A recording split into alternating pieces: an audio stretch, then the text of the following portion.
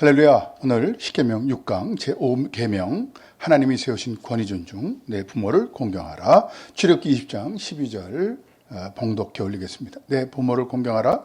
그리하면 내 하나님 여호와가 내게 준 땅에서 내 생명이 길리라. 아멘. 오늘 인간에게 주신 하나님 사랑에 대한 4계명은 다 마쳤고요. 인간에게 준 5계명. 내 부모를 공경하라. 이건 하나님이 세우신 권위를 존중하는 거죠. 한 사회의 질서가 유지되고 정상적으로 작동하기 위해서는 법과 도덕과 자유의 영역이 조화를 이루어야 합니다. 그런데 요즘 우리가 살아가고 있는 현실은 점점 도덕이 타락하고 윤리가 실종되고 있다는 거죠. 물질주의, 개인주의가 극성을 부릴수록 사회에서 도덕이 설 자리를 점점 잃어가게 되고요. 왜 윤리가 점점 실종되고 있느냐? 어떻게 해야 우리의 윤리의 기본을 다시 회복할 수 있을까? 그것은 바로 11조의 제5계명 모든 인간관계의 윤리 초속의 해결 방법이 5계명 내 부모를 공경하라 입니다. 자, 그렇다면 부모 공경의 중요성을 먼저 이야기하겠는데요. 첫 번째로 인간관계를 이루는 사회의 기본 단위인 가정의 3가지 관계를 우리가 알아야 합니다. 첫째는 부부관계고요. 둘째는 부자 관계죠. 그리고 형제 관계입니다.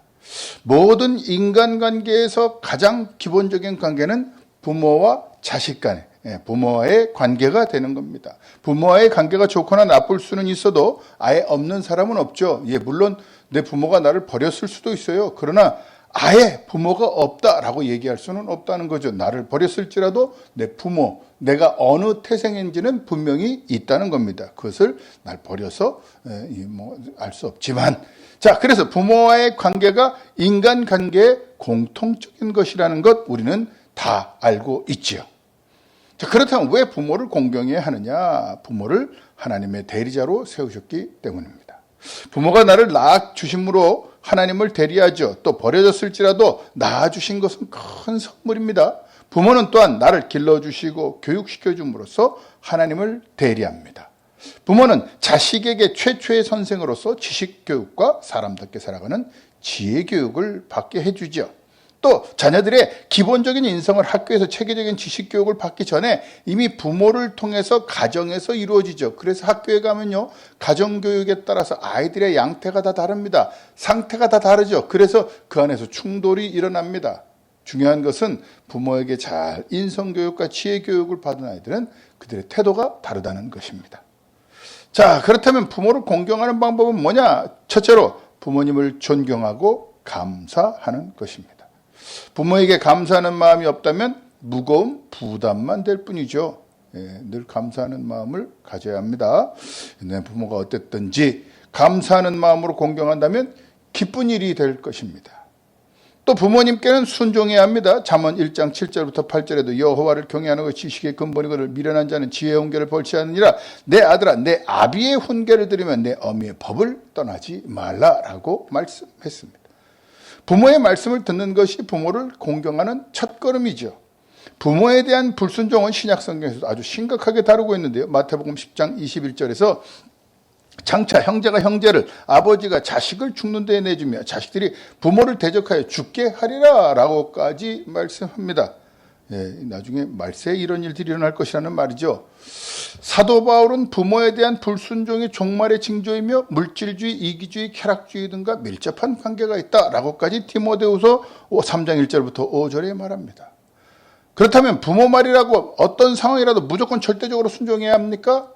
그렇지 않아요. 순종하되 주 안에서 순종해야 됩니다. 도덕적 죄를 짓는 것에는 무조건 거부해야 하죠. 그리고 하나님에 대한 죄 짓는 것을 먼저는 그럼 어쩔 수 없어요. 거부해야죠. 교회 다니지 마! 예수 믿지 마! 그러면 그건 거부해야 됩니다. 그 위에 더 계신 하나님의 명령이니까. 여러분, 우리는 요즘엔 좀 그렇지가 않은데요. 윗법이요 아랫법을 지배하는 겁니다. 말하긴 그렇지만, 자, 인간의 법을 지켜야 하지만 하나님의 법을 지키는 것이 우선순위가 되어야 한다는 거죠. 자, 그렇다면 부모가 자녀를 돌보아 주었듯이 자녀 또한 부모의 생계를 책임지는 것이 중요합니다. 나이가 들면, 저도 이제 노년으로 가고 있는데요. 부모가 늙어서 자기 스스로의 힘으로 생계를 꾸려갈 수 없을 때 자식이 부모의 생계에 대해서 책임을 져야 합니다. 또 부모 공경의 방법은 시대, 지역, 사람마다 조금씩 차이가 있을 수 있지만 요즘에는 이제 요양원에 보내드리는 경우도 많지만 감사와 존경과 순종의 마음을 가지고 부모를 공경해야 한다는 것에는 큰 차이가 없습니다. 저도 그것이 잘 안 되고 있지만 하나님의 말씀이기 때문에 우리는 그렇게 알고 있어야 되고 또 그대로 실천하려고 늘 감사와 존경의 마음을 가져야 합니다. 자, 그렇다면 부모의 범위가 어디까지가 되는가 이것을 우리가 알아야 되는데요. 웨스트민스터 대여리문답 124문에는 제5계명에 있는 부모를 누구를 뜻하는가 이렇게 해석할 수 있습니다. 제5계명에 있는 부모는 혈육의 부모뿐 아니라 연령, 은사의 모든 윗사람과 특히 하나님의 규례에 가정, 교회, 국가를 막론하고 우리 위에 있는 권위의 자리에 있는 자들을 뜻한다. 부모에게 순종 못하면요, 국가에도 직장에도 순종을 못합니다. 그래서 늘 반기를 들게 되죠. 그러나 제일 첫 번째로 우리에게 요구하는 것은 순종이라는 거 기억하시기를 바랍니다. 자, 그렇다면 가정을 벗어나 인간의 모든 상급자에게도 해당된다는 것입니다. 그렇죠. 나를 고용해주고 나를 사용해주는 상급자에 대해서 예의를 갖춰야 합니다. 국가의 지도자들은 부모의 연장성산에 있는 사람들이죠. 그렇기 때문에 순종해야 합니다. 교회의 지도자들은 부모의 연장선생이 있기 때문에 교인들은 순종해야 합니다. 목사님이나 장로님이나 구역장이나 누구에게 먼저 순종해야 하죠.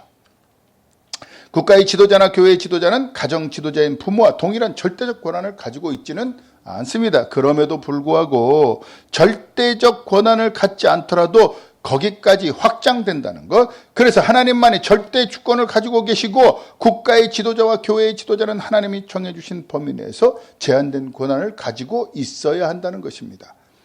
그래서 국가는요, 하나님에 대한 것을 거부하지 못하는 겁니다. 하나님에 대한 것을 막지 못한다는 것이죠. 자, 국가는 가정과 교회의 영역을, 교회도 국가의 권한에 간섭해서도 안 되죠. 그래서 종교와 정치는, 정치와 종교는 분류가 돼 있어야 되죠.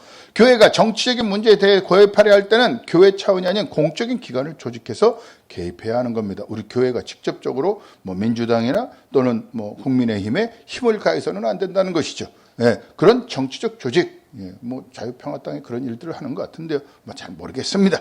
자, 국가나 교회가 하나님이 주신 권한을 남용하여 하나님의 말씀과 반대되는 명령과 요구를 할 때에는 당연히 교회는 어떻게? 국가에 대해서 저항해야 합니다. 교회 다니지 마십시오. 예배하지 마십시오. 하나님을 예배하지 마십시오. 어떻게 교회가 주일날 모이지 마십시오. 라고 하면 다니엘과 세 친구 어떻게 했죠? 하나님이 명령하시는 대로. 하나님이 제사 음식 먹지 말라 그러니까 채소만 먹었는데도 더 건강했고요. 또 신상에 절하지 말라 그랬더니 다니엘이 셋째 사브락 메삭 아벳느고는요, 하나님의 뜻대로 했더니 풀무불에 예수님을 만나는 기적을 체험하게 되죠. 하나님보다 더 위권세는 없습니다. 하나님을 경배하는 것을 막을 수 없다라는 뜻입니다. 자, 그렇다면 그 다음에 부모에게는 중요한 책임이 있는데요. 자녀 교육에 대한 책임입니다. 윗사람과 아랫사람의 관계만을 단순히 말하는 것이 아니라 상호 의무와 책임이 있다라는 뜻이죠.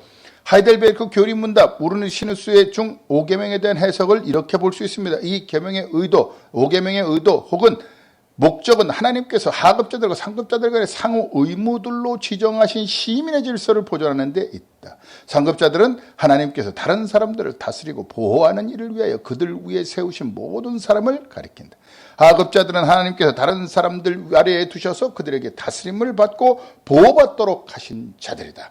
다스림을 받을 뿐만 아니라 보호해주고 교육해주어야 된다.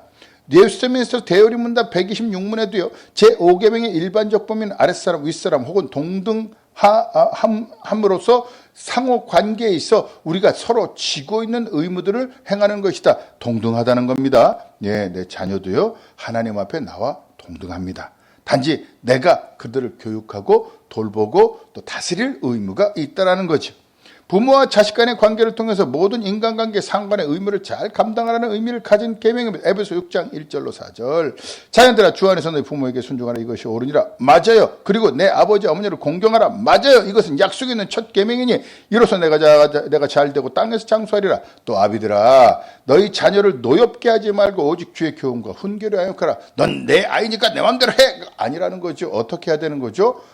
하나님의 법도에 맞춰서 너는 누구의 자녀냐로 시작을 해서 하나님의 자녀라면 어떻게 살아야 하겠느냐라고 질문을 해야죠. 내가 만들고 싶고 내가 하고 싶은 것들로 속박하는 것, 그것은 자녀에 대한 의무와 책임을 다하는 것이 아닙니다. 제5계명은 그래서 하나님이 만드신 인간사회가 질서 있게 유지되고 보존되기 위해서 하나님이 명하신 가장 기본적인 계명이라는 겁니다. 에베소 6장 5절 9절 볼까요? 예. 고용자와 피고용자 사이의 관계에서도 그대로 적용되는데 6장 5절에 보면 종들아 두려워하고 떨며 성실한 마음으로 육체의 상전에게 순종하기를 뭐에게 하듯 그리스도께 하듯 하라. 불만이 많을 수 있죠. 사람이 어떻게 다 똑같아요. 그럼에도 불구하고 그의 뜻을 따라 순종하십시오. 저도 목회자 생활뿐만 아니라요, 직장 생활도 예전에 했었는데 말 안 듣는 사람은요 같이 일하고 싶지 않아요. 순종하는 사람은요 뭘 해줘도 더 해주고 싶고요, 보너스도 더 주고 싶어요. 그게 당연한 인지상정 아니겠습니까? 그러나 주인은 종을 이렇게 대하라. 상호 책임입니다. 상호 간에서 에베소 6장 9절 상전들아 너희도 그들에게 이와 같이 하고 위협을 그치라. 이는 그들과 너희의 상전이 하늘에 계시고 그에게는 사람을 외모로 취하는 일이 없는 줄 너희가 알미라. 하나님이 계신다는 것을 기억하면서 아랫사람들을 대할 줄 알아야 합니다. 또 제5계명은 부모와 자식, 목사와 성도, 지도자와 국민, 또 모든 조직과 제도의 상호 의무가 잘 지켜질 때 개인도 장수하며 사회나 국가도 복을 얻게 된다. 이것에 기초하고 있다는 거죠. 자, 제5계명의 적용을 어떻게 해야 되느냐? 우리는 권위와 질서에 대한 양극단적인 태도에 빠져서는 안 된다. 윗사람은 권위주의로 아랫사람을 다스려는 안 되고요. 우리는 권위와 잘못된 권위주의를 잘 구별하고 자유와 방종을 잘 구별해야 합니다. 부모는 하나님께 부여받은 권세를 가지고 적절하게 권위를 잘 행사하며 자녀들을 다스리고 보호해야 합니다. 반대로 자녀는 부모의 권위를 무시하거나 인정하지 않는 방종적인 삶을 살아서도 안 되겠지요.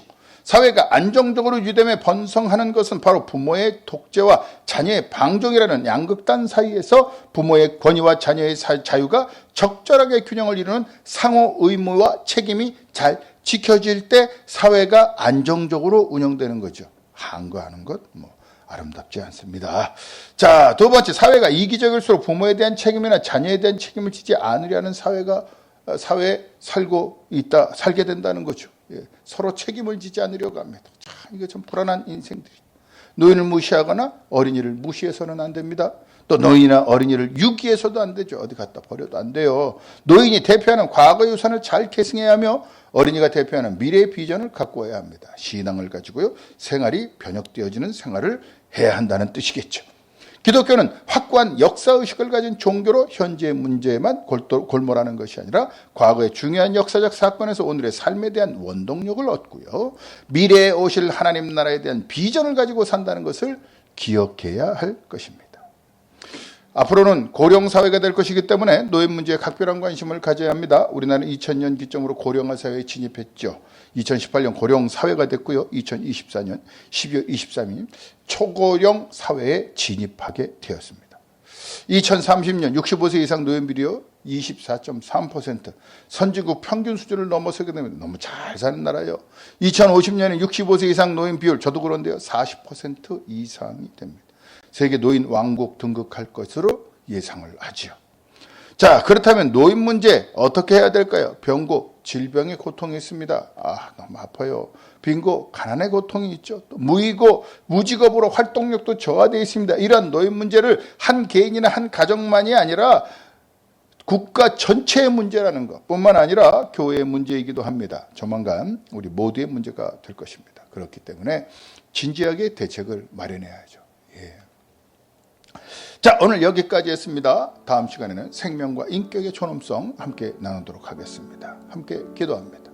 하나님, 부모를 공경하는 자들 되게 하여 주옵시고, 하나님, 윗권세 하나님의 권세와 충돌되지만 한다면 순종할 수 있는 순종의 의지를 우리에게 주심으로 나의 의무와 또 책임해야 될 것들을 모두 위와 아래를 잘 감당하는 부모를 공경하고 자녀들을 노여 없게 하지 않는 거룩한 그리스도인으로 살아갈 수 있도록 복내려 주옵소서.